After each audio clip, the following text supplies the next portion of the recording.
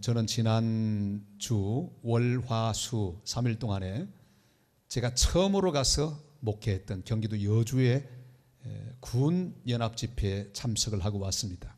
모두 7번 말씀을 전했습니다.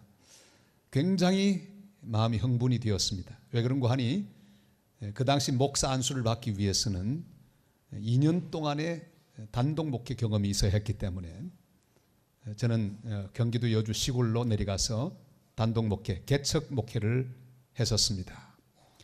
170개 교회 연합으로 함께 모였는데 큰 은혜를 받았습니다. 자, 그런데 이 시골 여주가 엄청나게 변화한 것을 보고 깜짝 놀랐습니다. 우리가 가서 야외 예배를 했던 미루나무 숲이 완전히 변해서 거기에 5성급 호텔이 있었습니다. 강사 숙소가 거기 있었기 때문에 서서 가만히 보니까 옛날에 제가 야외 예배를 하고 텐트를 치고 청년들과 함께 시간을 보냈던 그 장소였습니다. 더 깜짝 놀란 사건은 경기도 여주가 9월부터는 시가 된다는 사실입니다. 별로 여러분 놀라지도 않으시네요. 제게는 엄청난 충격이었습니다. 아니, 그 시골이 시가 되다니. 더 놀라운 것은 전철도 이제 여주까지 오게 되었다는 소식을 들었습니다. 자, 그런데 더 놀라운 제 개인의 변화가 무엇입니까? 처음에 제가 거기 개척을 하러 갔을 때 감리교 교인들은 이 장로교 전도사를 이단시했습니다. 왜? 생소한 교단이니까. 전체적으로 보면 우리 장로교회가 훨씬 많지만은 그 경기도 여주 지방은 전부 감리교회였습니다. 이단이라는 손가락질을 제가 받게 되었는데 2명으로 시작했던 개척 목회가 성장하고 시간이 많이 흘렀습니다. 근 26년 만에 제가 돌아갔는데 바로 그들 전체가 모이는 집회에 강사로 제가 서게 된다는 건 엄청난 사건이었습니다. 딴 데보다 더 열심히 더 잘하려고 노력을 했습니다. 더 많이 기도도 하고요. 왜? 옛날이 자꾸만 생각이 났어요. 그들이 모두 풍성한 은혜를 받았습니다. 여러분, 우리는 아무것도 모릅니다. 여주가 시가 될지 어떻게 알았겠습니까? 초란 장로교회 2명으로 개척을 시작한 그 목사가 세월이 흐른 다음에 전체 집회 강사로 오게 될 줄 누가 알았겠습니까? 우리 인생은 아무도 모르는 것입니다.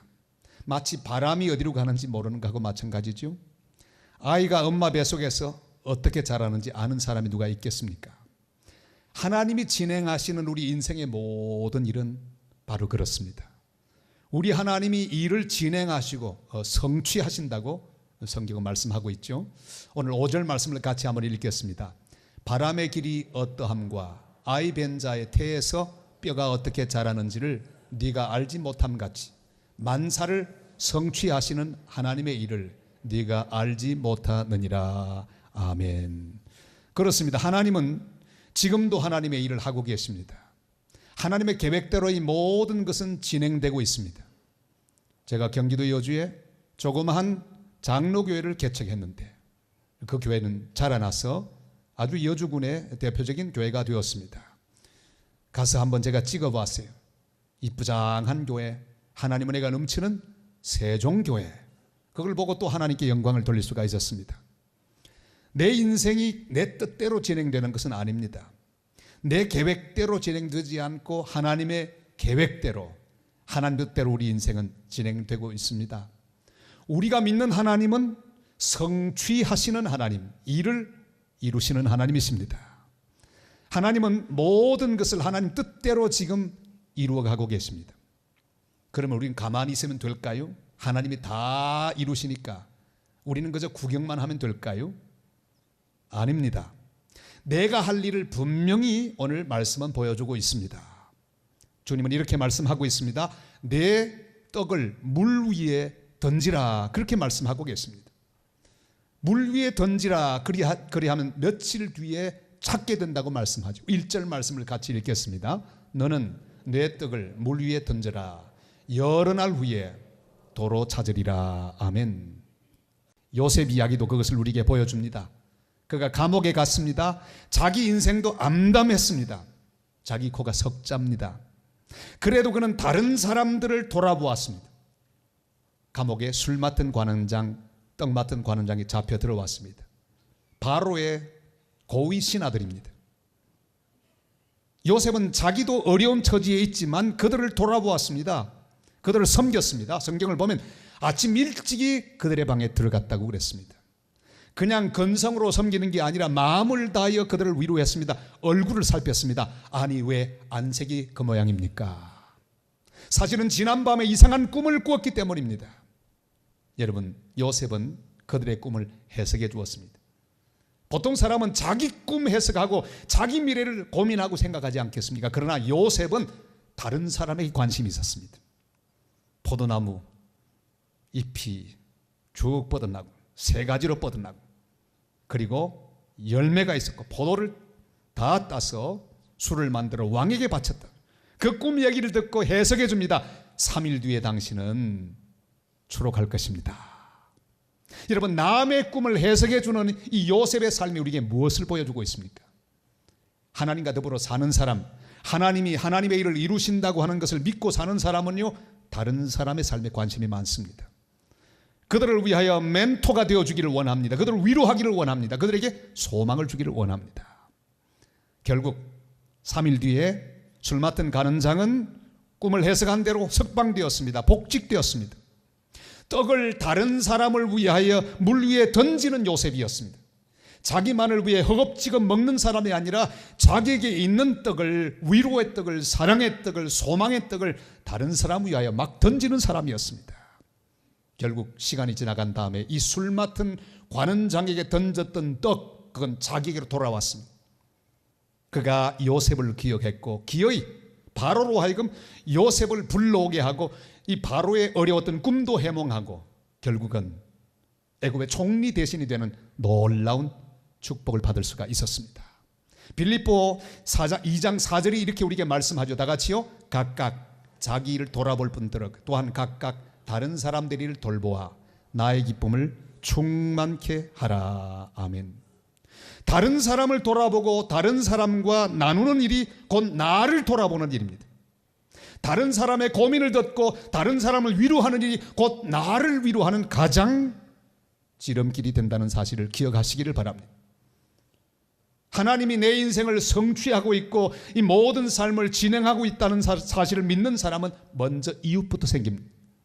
상대방의 입장을 챙깁니다. 내 입보다 다른 사람의 입을 먼저 생각합니다. 그러면 결국 하나님이 우리의 삶을 맡으셔서 풍성하게 하여 주실 것입니다. 사울의 아들 요나단도 역시 그랬습니다. 자기가 먹게 될 가장 중요한 떡, 왕위, 좀 있으면 자기가 왕자가 될 수 있습니다. 왕이 될 수 있습니다. 그러나 이 왕위를 물 위에 던졌습니다. 다윗에게 던졌습니다. 그러나 잃어버린 것이 아니라 몇 날이 못 되어 그는 다시 찾게 됩니다. 가문을 살렸습니다. 아들, 죽을 수밖에 없는 아들 무비보셋이 다윗과 함께 왕궁에서 살면서 왕과 더불어 먹고 입고 살아가는 왕자의 삶을 회복하게 되었습니다. 자기 아버지 사울이 잃어버렸던 모든 재산을 다시 찾을 수 있는 놀라운 위로로 돌아왔습니다. 축복으로 돌아왔습니다. 여러분, 선교하는 일도 떡을 물 위에 던지는 것과 같습니다. 5대양 6대죠. 태평양, 인도양, 저 카리브해 연안까지 우리는 주의 이름으로 귀한 선교비를 보내고 있고 선교사들을 보내고 있습니다. 붕덩 빠져서 그냥 속절없이 없어지는 것처럼 느껴집니다. 그러나 그게 아니에요. 거기에 던져진 모든 것은 결국은 우리 개인에게로, 우리 교회로, 우리의 삶 가운데로 하나님 은혜와 복이 되어서 몇 날이 못 되어 다시 찾게 되는 사실을 믿게 되시기를 바랍니다. 우리의 삶에, 우리의 교회에 하나님 다시 돌려주시는 은혜와 위로를 받게 될 것입니다. 내가 움켜쥐고 있는 것은 내 것처럼 보이지만 결국은 물 따라 다 흘러가 버릴 것입니다. 우리의 젊음도 흘러갈 것이요, 미모도 흘러갈 것이요, 우리의 물질도 흘러갈 것이요, 내 모든 것이 다 흘러가고 말 것입니다. 내가 쥐고 있는 것은 전부 흘러갑니다. 그러나 주를 위하여 물 위에 던진 나의 떡들, 나의 귀한 것들은 몇 날이 못 되어 다시 내 인생에게로 돌아오며 하나님 앞에 섰을 때 귀중한 상급으로 돌아오게 될 줄을 믿습니다. 그런 거로 내가 하나님 나라 위에 주님의 뜻을 위해 물에 던진 것 영원히 사라지지 않는다는 사실을 믿고 우리는 오늘도 내 떡을 물을 향해 던지고 오대양 육대주를 향해 던지고 이웃을 향해 던지는 복된 하나님의 백성들이 다 되시기를 주님의 이름으로 축원합니다. 내 떡을 물 위에 던지는 일은 바로 땅에 씨를 뿌리는 것과 같습니다. 이거 쉬운 일이 아닙니다. 그러나 힘들어도 파종해야 합니다. 어려워도 씨를 뿌려야 합니다. 우리 4절이 이렇게 말씀하죠. 다 같이요. 풍세를 살펴보는 자는 파종하지 못할 것이요 구름만 바라보는 자는 거두지 못하리라. 아멘. 여러분, 씨를 뿌리려고 하는데 뿌리지 못할 이유가 여러 가지가 있습니다. 선을 행하려고 하는데, 또 은혜를 베풀려고 하는데, 용서와 자비를 베풀려고 하는데 그렇게 하지 못할 이유가 여러 가지가 있습니다. 돈이 없어서, 기분이 나빠서, 바람이 불어서, 또 시기가 좋지 않아서, 나를 몰라주어서, 아무리 생각해 보아도 싹이 노랄 것 같아서, 이런저런 이유로 우리는 한 번도 씨를 뿌리지 못하는 그런 사람이 될 수 있습니다. 여러분, 핑계를 찾으면 늘 핑계는 있습니다. 그러나 씨를 뿌리지 못할 이유를 따라 뿌리지 않으면 우리 인생은 그냥 지나가고 말 것입니다. 사도 바울도 씨 뿌리지 못할 이유가 많았습니다. 유대인들이 어디 가나 반대를 했습니다. 건강이 좋지 않았습니다. 안질이 악화됐습니다. 핍박을 받았습니다. 배고픔을 경험했습니다. 그러나 계속해서 씨를 뿌리고 또 뿌렸습니다. 그래서 주님의 뜻을 이룰 수가 있었고 수많은 사람들을 구원할 수가 있었습니다. 사랑하는 여러분, 바람을 두려워하지 마시기를 바랍니다. 비를 두려워하지 마시기를 바랍니다. 상황이 좋지 않아도 심을 수 있기를 바랍니다. 다른 사람들이 몰라주어도 심을 수 있기를 바랍니다. 지금은 추수할 때가 아니라 심을 때, 내 인생이 지금도 심을 때라는 사실을 기억해야 합니다. 아직도 열매가 없이 보여도 부지런히 심을 수 있어야 합니다. 추수는 내 인생의 마지막 때에 할 것입니다. 힘들어도 심어야 합니다. 사랑하는 여러분, 씨앗은 참으로 무섭습니다. 눈물로 뿌린 씨앗은 헛되지 않습니다. 내가 눈물로 뿌려두면 주님께서 성취하십니다. 내가 할 일은 힘들어도 씨를 뿌리는 일입니다.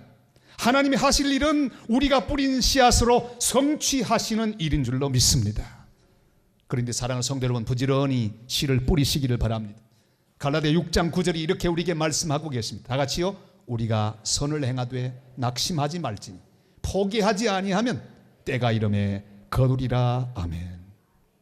원수 마귀는 우리 인생이 죽정이로 가득 차고 모든 것이 물에 실려 속절없이 사라지기를 바라고 있습니다. 그래서 유혹합니다.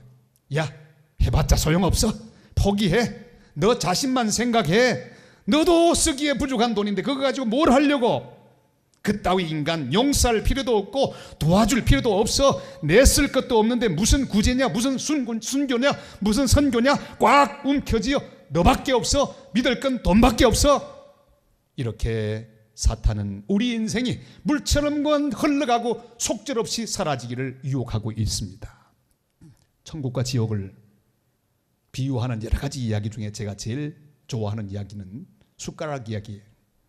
똑같이 천국 지옥을 방문했는데 지옥의 사람들은 파리하게 말라서 죽어가고 천국의 사람은 아주 건강하게 정말 환한 모습으로 사는 게 이상해서 가만히 봤더니 지옥 사람은 긴 숟가락을 가지고 자기만 먹으려고 하는데 도저히 한 숟가락도 먹지 못하는 모습을 보였고, 천국에 있는 사람들은 떠가지고는 누구를 주죠?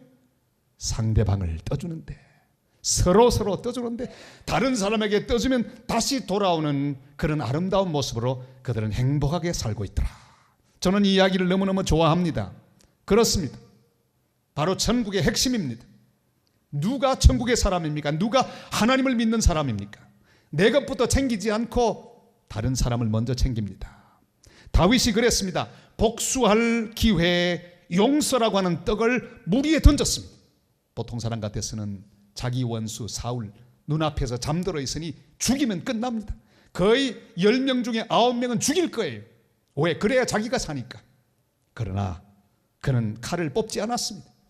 용서라고 하는 떡을 사울을 향해 던졌습니다. 그것이 인생의 씨앗이 되었습니다. 결국 그는 이스라엘의 왕이 되고 말았습니다.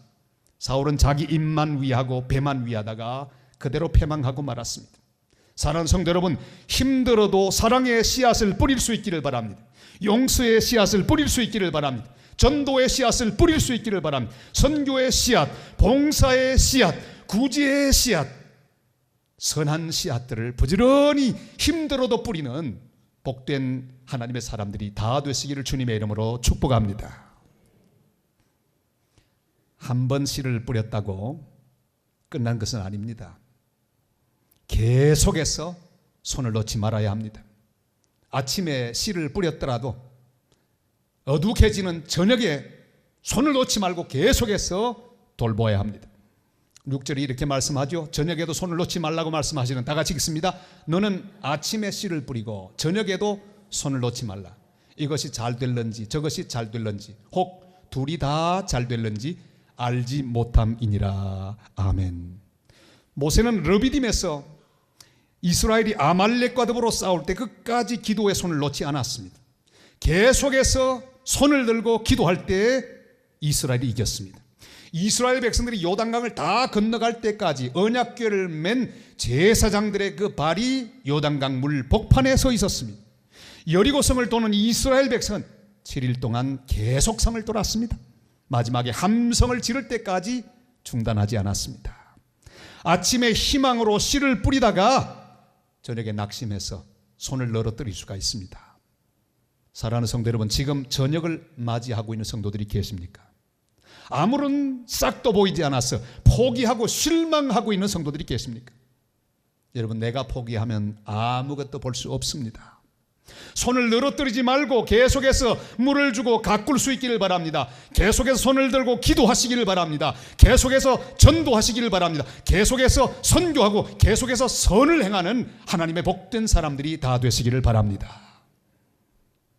페니실린이라고 하는 것은 인류를 폐염에서 구원한 위대한 약입니다.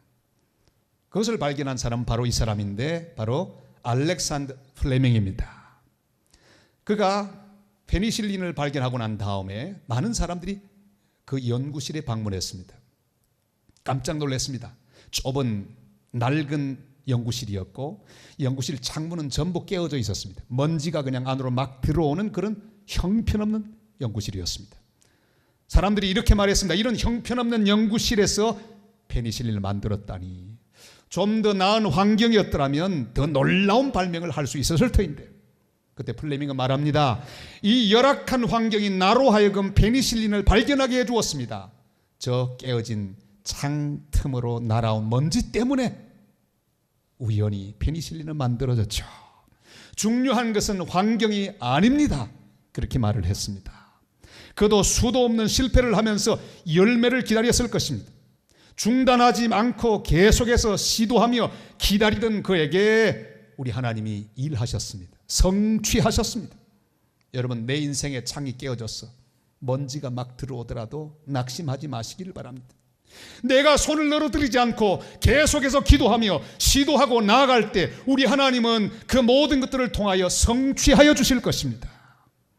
사랑하는 여러분, 낙심하지 말고 계속 기도하며 감사하며 주를 향해 손을 들고 나가는 성도들이 되시기를 바랍니다. 그때 주님은 우리의 모든 인생에 이 귀한 씨 뿌리는 노력을 보시며 일을 이루어 주실 것입니다. 이사야 55장 8절 9절에 이렇게 말씀하죠. 다 같이요. 이는 내 생각이 너희의 생각과 다르며 내 길은 너희의 길과 다름이니라. 여호와의 말씀이니라. 이는 하늘이 땅보다 높음같이 내 길은 너희의 길보다 높으며 내 생각은 너희의 생각보다 높음이니라. 아멘. 조금 어두워졌다고 함부로 생각하지 마세요. 길이 막히고 어려워졌다고 함부로 포기하지 마시기를 바랍니다. 우리가 믿는 하나님은 하나님의 방법으로 일을 성취하십니다. 내 방법이 아닙니다. 나는 그저 씨를 뿌릴 뿐입니다. 나는 그저 손을 들고 주님이 하라고 하는 그 일을 할 뿐입니다. 그럴 때 하나님은 우리의 그 모든 것들을 통하여 일을 이루어 주실 것입니다. 계속해서 믿음으로 기도하시기를 바랍니다. 예레미야 33장 2절 3절이 이렇게 말씀하죠. 다 같이요. 일을 행하시는 여호와, 그것을 만들어 성취하시는 여호와, 그의 이름을 여호와라 하는 이가 이와 같이 이르시도다. 너는 내게 부르짖으라. 내가 내게 응답하겠고 내가 알지 못하는 크고 은밀한 일을 네게 보이리라. 아멘. 감옥에 갇혀있는 희망 없는 예레미야에게 하나님 말씀하셨습니다. 나는 이를 성취하는 여호와라. 부러지지라. 중단하지 말고 부러지지라고 말씀하고 계십니다. 제법 몇 년 전에 나온 쿵후 팬드라고 하는 그런 만화 영화가 있었습니다. 쿵후 고수, 아주 고수와 더불어 대결하게 되는데 쿵후의 기억자도 모르는 이 뚱뚱보 팬드가 뽑히게 됐습니다. 어떻게 싸울까요? 좌절하고 두려워합니다. 그런데 그의 거북 사부 우구웨이라고 하는 사부가 나타났습니다. 그리고 이 말을 합니다. 어제는 역사고 내일은 신비며 오늘은 선물이다. 그래서 오늘을 바로 프레젠트, 선물이라고 말하지 않느냐? 네가 오늘 직면하는 이것은 신이 너에게 준 기회라고 하는 그런 말을 했어요. 사랑하는 여러분, 고수와 맞짱을 뜨게 되었다면 그것은 그에게 주어진 특권이요 선물입니다. 여러분, 과거는 이미 흘러가 버렸습니다. 내가 바꿀 수 있는 건 하나도 없습니다. 잘못한 것은 회개해야 될 것이며 교훈을 발견해야 됩니다. 그러나 아무리 원통하게 생각해도 과거는 지나가고 말았습니다. 미래는 아직 오지 않았습니다. 오지도 않은 미래 때문에 고민하거나 낙심하지 마시기를 바랍니다. 내 것이 아닙니다. 주님은 나에게 지금을 선물로 주셨습니다. 세 가지 금이 있다고 하죠. 건강을 위한 소금, 부를 위한 황금, 행복을 위한 지금. 제일 중요한 지금을 하나님 주셨습니다. 과거가 어떠하든지 감사하시기를 바랍니다. 주님이 함께 하셨습니다. 미래는 주님이 알아서 책임지시고 성취하실 것입니다. 그러나 오늘 하나님 내게 맡겨준 이 환경, 이 일 가운데 손을 늘어뜨리지 말고 씨를 뿌리며 앞으로 나가야 합니다. 주님 우리 미래를 이렇게 예언하고 계십니다. 이사야 55장 12절 13절입니다. 다 같이 읽습니다. 너희는 기쁨으로 나가며 평안히 인도함을 받을 것이요 산들과 언덕들이 너희 앞에서 노래를 바라고 들의 모든 나무가 손뼉을 칠 것이며 잣나무는 가시나무를 대신하여 나며 화석류는 찔레를 대신하여 날 것이라. 이것이 여호와의 기념이 되며 영영한 표징이 되어 끊어지지 아니하리라. 아멘. 그것을 믿고 오늘 지금 손을 내려놓지 말고 계속해서 일하고 섬기고 나누고 기도하고 선교하는 하나님의 백성들이 되시기를 바랍니다. 사랑하는 성도 여러분, 우리가 믿는 하나님은 성취하시는 하나님이십니다. 그러나 아무것도 하지 않고 성취해 주시기만을 기다리지 마시기를 바랍니다. 내가 먹을 떡을 나만을 위해 먹지 말고 하나님의 나라와 이웃을 위하여 던지시기를 바랍니다. 힘들어도 어려워도 파종하시기를 바랍니다. 어떤 경우에도 손을 늘어뜨리지 말고 손을 들어 주를 찬양하고 주께 기도하며 주님이 맡기신 일들을 열심으로 감당하는 주님의 거룩한 백성들이 다 되시기를 주님의 이름으로 축복합니다.